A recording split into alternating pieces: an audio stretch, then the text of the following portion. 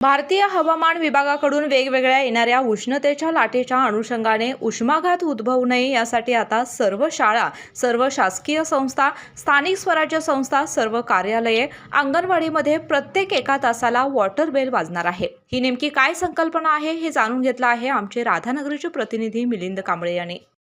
आता जर बघायला गेले तर उष्माघाताचा हा प्रकार फार वाढलेला आहे. उष्णतेच्या लाटांचाही फार प्रमाणात वेगवेगळ्या ठिकाणी उष्णता भरपूर जाणवत आहे. त्या अनुषंगाने जिल्हा आरोग्य अधिकाऱ्यांनी एक परिपत्रक जारी केलेलं आहे की ते नेमकं काय परिपत्रक आहे, त्या परिपत्रकामध्ये नेमकी काय त्यांच्या पाठीमागचा उद्देश काय आहे हे जाणून घेण्यासाठी आपण आज राधानगरी तालुका अधिकारी डॉक्टर राजकुमार शेटे साहेब यांच्याकडून आपण त्याविषयीची माहिती घेणार आहोत. तर आपण त्याच्याविषयी माहिती घेऊया. सर, नेमकं काय हा आहे ज्याला आपण वॉटर बेल असं म्हटलं जातं, नेमकं काय हा प्रकार आहे? जिल्हास्तर अधिकारी डॉक्टर पिंपळे सर आणि कार्तिकेय सर यांच्या मार्गदर्शन सूचनेनुसार आपल्या तालुक्यामध्ये कोल्हापूर जिल्ह्यामध्ये वॉटर बेल ही संकल्पना अंमलात आणलेली आहे. आता वॉटर बेल म्हणजे काय?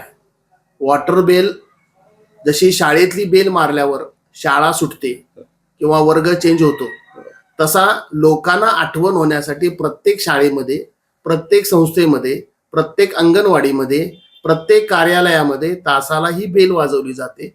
म्हणजे शरीरातला जे पाण्याचं प्रमाण आहे हे कॉन्स्टंट राहण्यासाठी हा याचा उपयोग होतोय. आता हे का केलं जातं ते सांगतो. आता ह्याचं कारण असं आहे की जागतिक स्तरावरती जर बघितलं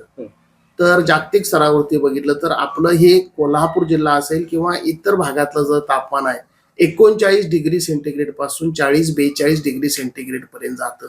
आपला शेतकरी, आपला काम करणारा अधिकारी वर्ग, येणारी लहान मुलं ही ह्या तापमानाचा बळी पडू नयेत म्हणून पहिल्यांदा शरीरातलं तापमान कायम राखणं, पाण्याचं प्रमाण कायम राखणं हे गरजेचं असतं. म्हणून प्रत्येक तासाला कमीत कमी 4 ते 5 लिटर कॉन्स्टंट पाणी राहील याचा दृष्टिकोन म्हणून ही वॉटर बेल संकल्पना आहे. ही प्रत्येक कार्यालय, ग्रामपंचायत, प्रत्येक अंगणवाडीमध्ये, प्रत्येक शाळेमध्ये ही राबवणं गरजेचं आहे. जर शरीरातलं पाण्याचं प्रमाण कमी झालं तर आपोआपच तो माणूस चक्करून पडेल, त्याला घाम येईल, त्याला स्ट्रोक येईल आणि तो आपोआपच सिरियस होईल.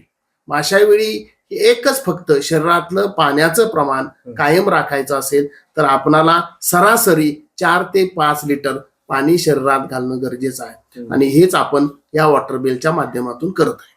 ही संकल्पना सर सगळीकडे, आता तुम्ही म्हटलात की स्थानिक स्वराज्य संस्था असतील, शाळा असतील, इथं आता सगळीकडे राबवली जाते. अशा प्रकारची काही वेगळी काही तुम्ही अशी काही उपक्रम राबवली आहेत या संदर्भात? आता कालच मला मजरे कासारवाडा मधून ग्रामपंचायत सरपंच साहेबांचा फोन आला होता. आपणाला एक बेल सिस्टीम म्हणून एक सेंट्रल पॉइंटला जर केलं, जसं सकाळच्या पिरियड मध्ये मंदिरमध्ये जसं प्रार्थना केली जाते, ऑटोमॅटिक चालू होते 5 वाजता आणि ऑटोमॅटिक ते संपते, तशी प्रार्थना आपण एक गाव पातळीवरती एका ठिकाणीच की लोकांना सर्वांना ऐकायला येईल. शेतात गेला तरी त्याला जवळपास ऐकायला येईल, गावात जरी कुठल्या ऑफिसमध्ये गेला तरी त्याला ऐकायला येईल, असं एक सेंट्रल पॉइंटला तयार करून की बेल टाईप इलेक्ट्रॉनिक बेल असेल किंवा मॅन्युअल बेल असेल हे आपण तयार करून ती घंटी वाजवल्यानंतर माणूस 1 लिटर पाणी, कमीत कमी 1 लिटर पाण्याचं सेवन तो करून आणि तासाला त्याला आपोआपच ही सवय लागेल. ही संकल्पना प्रत्येक ठिकाणी आपण ग्रामपंचायत पासून सर्व कार्यालयामध्ये आपल्या राधानगरीमध्ये राबवण्याचं नियोजन आहे. एकंदरीतच जर बघायला गेलं तर उष्णतेचं वाढलेलं प्रमाण या धर्तीवरती हवामान विभागानं जो घेतलेला निर्णय आणि त्या निर्णयानंतर जे काही जिल्हा आरोग्य केंद्र असतील किंवा तालुका आरोग्य केंद्र असतील यांच्या धर्तीवरती इथं असणाऱ्या स्थानिक स्वराज्य संस्था असतील, अंगणवाडी असतील, शाळा असतील किंवा वेगवेगळ्या प्रकारच्या ज्या काही कार्यालय आहेत तिथे दर 1 तासाला एक बेल वाजली जाईल. त्यालाच वॉटर बेल अशी एक त्यांची संकल्पना आहे.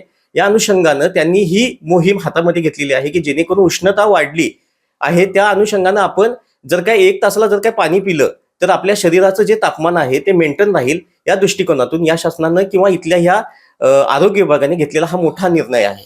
आ आ येस ब ब क क कणीदार,